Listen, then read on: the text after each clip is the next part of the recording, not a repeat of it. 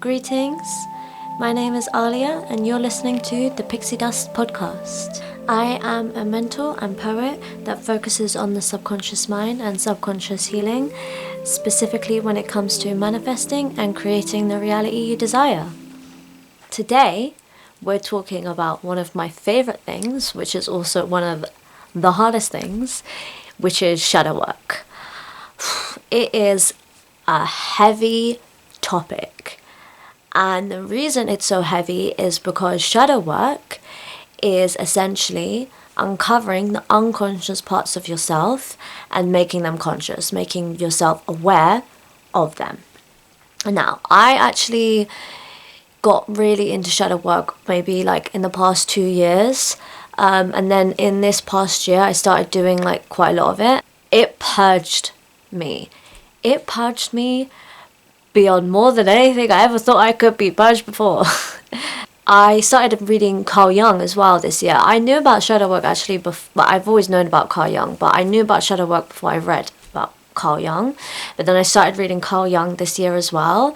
It's a really, really, really important aspect of spirituality because the shadow really dictates a lot of your life.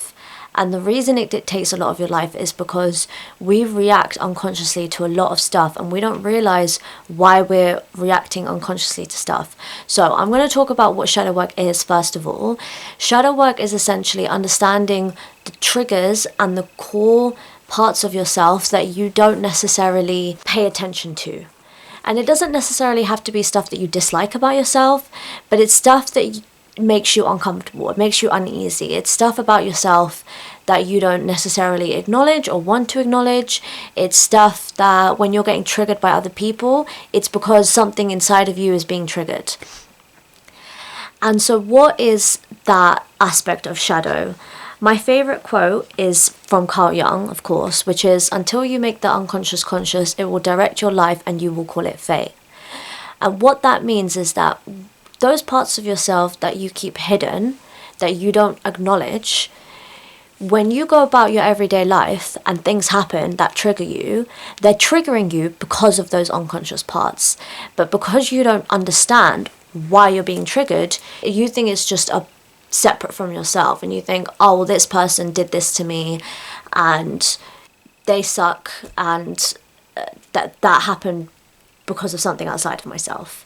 But in actuality, it's happening because of who you are and because of your shadow. One idea that I really like is from this thinker called Bashar, and he says that when you're walking on the street and if someone comes up to you and they say, "Oh, I hate your orange hair. Your orange hair sucks. You look so disgusting with your orange hair." And then you're standing there and you're like, "Girl, I have black hair and it's a little bit blue and it's a little bit purple," or "I have brown hair," or "I have blonde hair." Like, what are you on?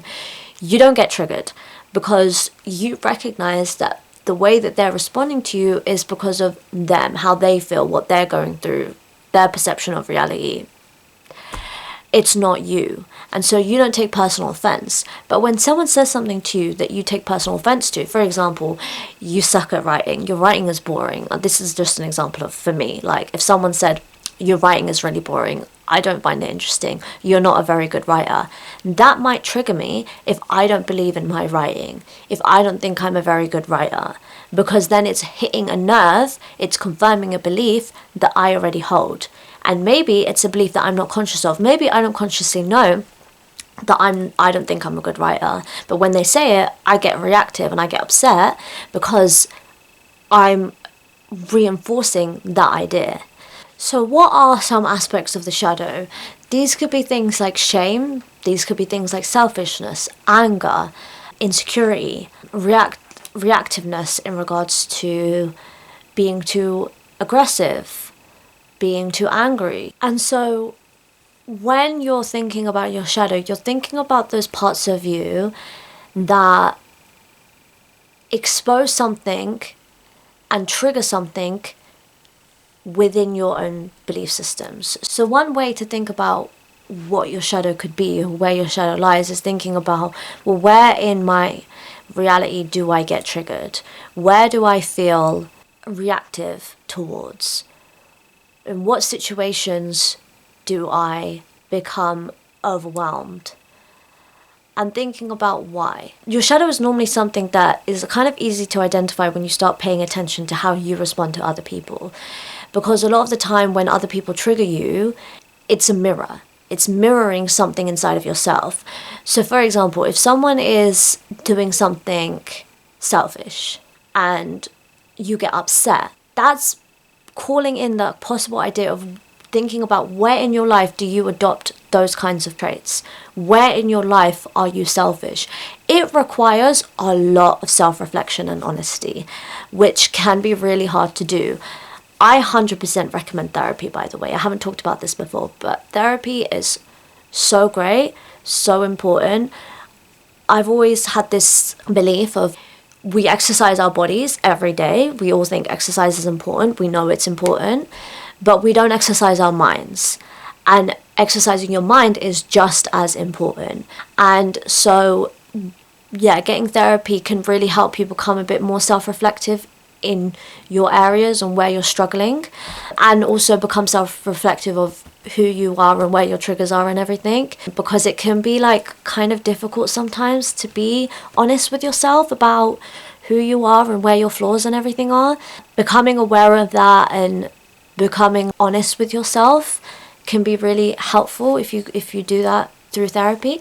But either way, when you start to become honest with yourself about where you're becoming triggered, you can pay attention to things like, well, in this situation, for example, like I said, selfishness or hypocrisy. I know that was one for me. When I was younger, I used to be really hypocritical. Like when I was a teenager, I used to do and say things a lot of the time, and then when other people would do them, I would get annoyed.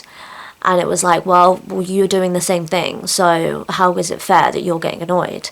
And after working on my hypocrisy, if someone calls me out on something, instead of being defensive about it, being like, okay, let me actually pay attention to what they're saying. Why are they saying this? What about me? Where am I behaving and how am I behaving like that?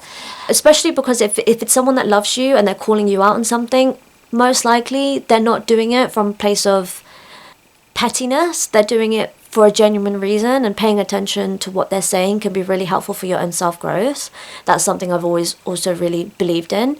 When you're paying attention to those things, I started to notice, okay, well, I can be less hypocritical in this regard. I can be less defensive. I can acknowledge what people are saying, blah, blah, blah.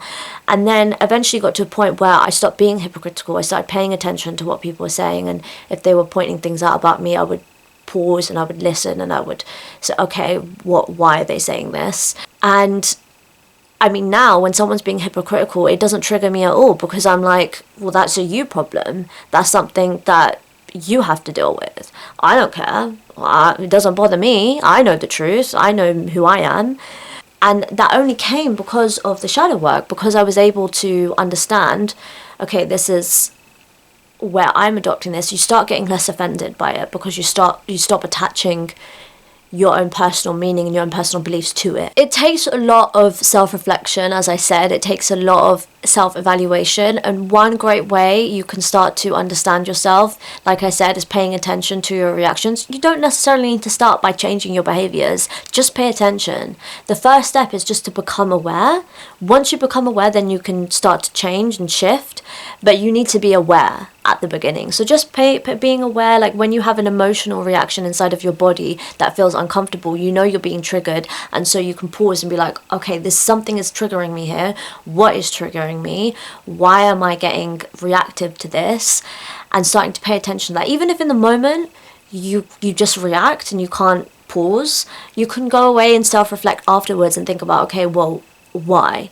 What's really important about shadow work is that it allows you to become conscious of your unconscious. And so you stop letting your mind dictate you, and you start becoming conscious of your own beliefs. And that therefore helps you to become more aware of what kind of person you're behaving like. Without shadow work, you cannot evolve. You can't continue to shift outwards. If you can't start to recognize what within you needs to be healed, what within you needs to shift, you can't evolve. You're going to stay stuck at the same level.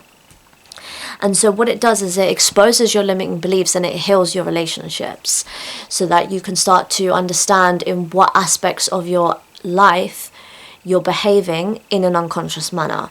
So what various things you can do to reflect on your shadow? One great way is obviously, as I always say, meditation. It's great. Just sit there, self-reflect, do some internal thinking and observing about your state. You can also journal. I think journaling is so great because it allows you to put your thoughts outside so you can start to have conversations with yourself. A great format for journaling is saying what you're feeling. I said it in the previous episode, asking yourself questions about those things. Why does this trigger me? Where does this come from? Why am I reacting? Blah, blah, blah. Why? And start asking yourself those questions, having a conversation with yourself as you're writing so you can understand yourself.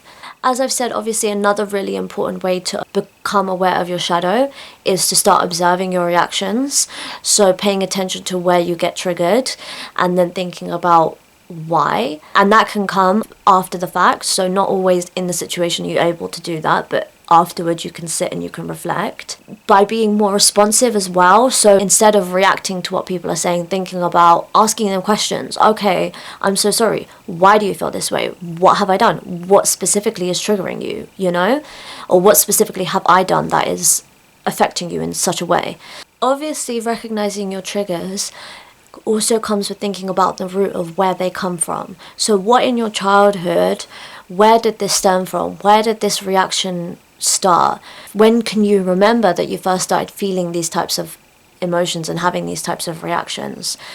And it also can be generational, it can be passed down. You could have learnt these behaviors from your parents. If they were very angry when you were a child and they got really aggressive, you might have started to adopt those same traits, which is part of human nature. We learn and respond. Just by becoming conscious of them, you can start to understand why you're behaving like that. The key thing is to note that the shadow is inside of you. So it is about healing. It is about understanding how you can move out of this and how you can start to transform your life. If you are interested in understanding your shadow and you want a little bit of help with it, this is something I offer within my 3-month or 6-month program. We work on limiting beliefs and we also use shadow work to integrate that a little bit so you're getting to the root. Again, please check out my website, moonlitpath.co.uk, to find out more. One key question that you can ask yourself is, where is your focus when you encounter uncomfortable situations? Where do you immediately draw yourself to? For example, if you find yourself getting angry a lot of the time by things, which is definitely an aspect of your shadow, then what are you focusing on when you're angry? Are you focusing on how you're perceiving someone else responding to you? Are you focusing on the other people's behaviors and what you deem as fair or unfair? Are you focusing on perceptions of other people and how you perceive them? Paying attention to those types of things will start to help you uncover, okay, well, I'm paying attention to the fact that I think that this particular behavior is unfair. So I can start to draw away from that focus and start to pour more calm energy into myself and remind myself that their actions are no reflection on me. I don't need to be offended based on the limited consciousness that they're operating on. They only know how to behave on this level. That's fine. It doesn't need to affect my perception of myself.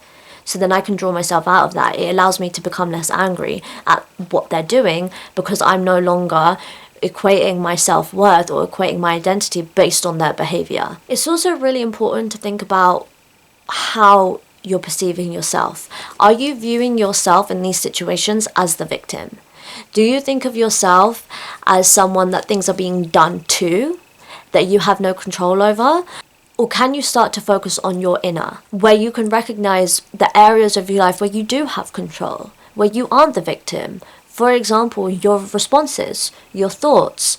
To be honest, with the shadow work, I've always kind of struggled with it a little bit because I didn't really understand it when I first started it. I was like, okay, I get that it's the unconscious parts of me and I get that I need to draw them out and understand them and start to reflect on my behavior and my reality and the way that I'm operating. But then I couldn't understand exactly how to maneuver that or navigate that in my everyday life until I started to have this realization about what the shadow is. The thing with the shadow is that whilst it reflects that quote unquote, and I hate using the word negative and positive, it's too black and white, and that's not really what life is. It's not that it's negative, but I'm just going to quote unquote use that word. But those negative aspects of ourselves, whilst they can be seen as negative, also on the flip side are positive. And what I mean by that is you can't have any shadow without the light.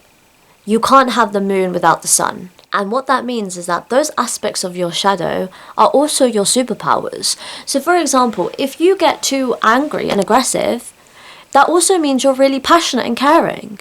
One aspect of my shadow is my issue with listening. So I've always really struggled with listening because I get really passionate. So it's actually something I've been working on this past year. I told my friends, if I'm not listening, just tell me to shut up. Like, be really harsh with me. And so I've been working on that.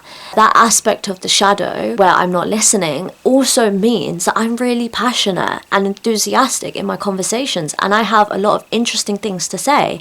Obviously, in the appropriate times that they're meant to be said, not over talking, and learning that balance. And that's the key thing, is that when you start to understand your shadow and the light within that, you can start to integrate and create that balance so that you can learn how to utilize those things to be really, really effective and powerful for you. Those aspects of your shadow that are part of you are also the things that are part of your personality that make you really, really interesting and a good person almost. But the only way that you can get there is by understanding your shadow. You have to be self-reflective enough to understand where your drawbacks are and where your triggers are in order to know what your superpowers are. So working on your shadow and understanding your shadow is really, really important. I think another important aspect of your shadow, which is obviously something I did mention before, which is where other people trigger and mirror you. Because obviously, those are the parts of you, as I've said, that are reflective of something within you. So when you can start to understand that if someone is behaving in a certain type of way and this triggers me, if I can start to recognize why, I can start to understand what within myself am I struggling with. And so this allows you to become more self-reflective.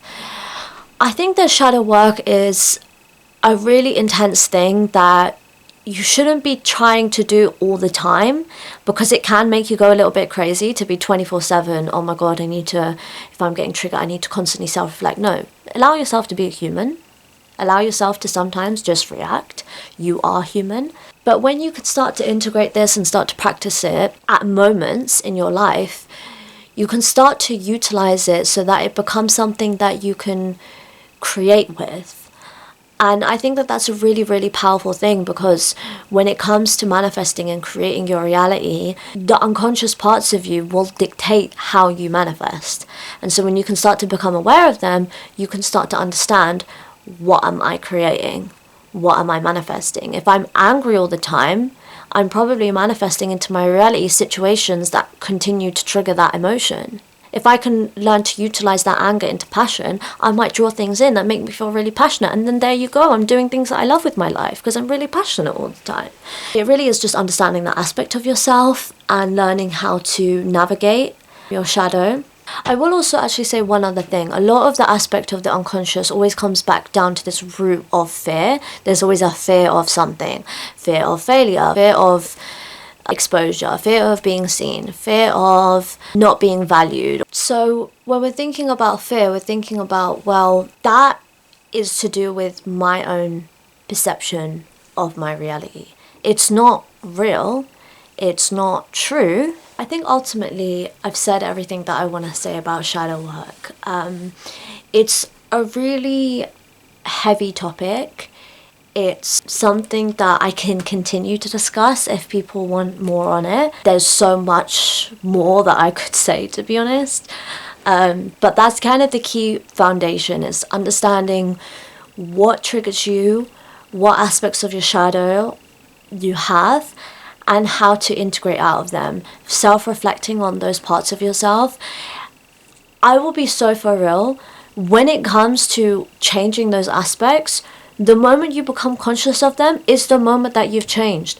The number one key aspect of understanding yourself is having awareness. Once you are aware, you're sorted. Because the moment you become aware, you stop going through this unconscious programming of just reacting to everything, and you start understanding, okay, when your triggers show up, you're aware of how you could respond, and then you can start to shift and change. And even if you don't always do that in that moment, you're aware of what you could have done differently next time. So the real key is just awareness. The moment that you have awareness, the rest of it comes easy. I promise you. It's so much easier once you become aware. You also, again, have to have that strength of mind and spirit. It's why I talk about meditation and having a strong spirit, because if you have a strong sense of spirit, you can handle your shadow. But if you're not strong within your sense of self, if you haven't done that self-concept work, and you don't have a strong mind through things like meditation, then when you become aware of your shadow, it gets really difficult to manage it, because you're overwhelmed with all of it. So you need to have that strong sense of spirit to be able to deal with it. But once you do, becoming aware of your shadow, that's just the key step. So thank you so much for listening, and I hope that you got something of value from this. If you did, please rate the podcast 5 stars, share it with anyone that you think would be interested, and if you're interested in any more of my stuff, you can check out my Instagram, AliaIDK, or you can go onto my website, moonlitpath.co.uk, to work with me. We're gonna go into our meditation, and I just want you to, unless you're driving, close your eyes or become aware of your present. If you are driving, you can just listen along. Take a moment to align to your truth. Close your eyes or become aware of your present. Just for now, simply sink in deeply to my words. Allow them to wash over you as you take deep breaths. Breathe in. Breathe out. Breathe in. Breathe out. Breathe in. Breathe out. You are powerful just by being you. Release the old story of blame. Let go of the feeling that you are powerless to your fate. Understand that it is tuning into the frequency of love, not loss. It is tuning into the energy of kindness, not resentment. That feeling of acceptance and peace. How could you not be anything but a godly being, made of stardust and atoms? Remember that all those who love you do so unconditionally, just as you are capable of loving them as all that they are. Allow every being to simply exist in their own karma. Relax into the knowing that God is guiding you further. Say to yourself, I'm sorry, please forgive me, thank you, I love you. Say to each other, I'm sorry, please forgive me, thank you, I love you. Whoever you direct energy towards, let it be peace and love, the same you give to your soul. Understand the ego is just a wounded child. Let yourself be at one with the sublime. Breathe in to the soft twittering of birds peeking over the gentle whooshing of the leaves. You are a peaceful being. You are surrounded in bliss. Offer the energy of protection to everyone you love. Let them be as they are. You are allowed to exist freely as you want. You can breathe easy into the knowing that all your blessings are being provided. You can simply surrender and enjoy each moment. Your shadow is not here to hurt you, simply to remind yourself of your power. Hug yourself a little tighter. Love yourself a little deeper. Thank you for listening. Stay blessed.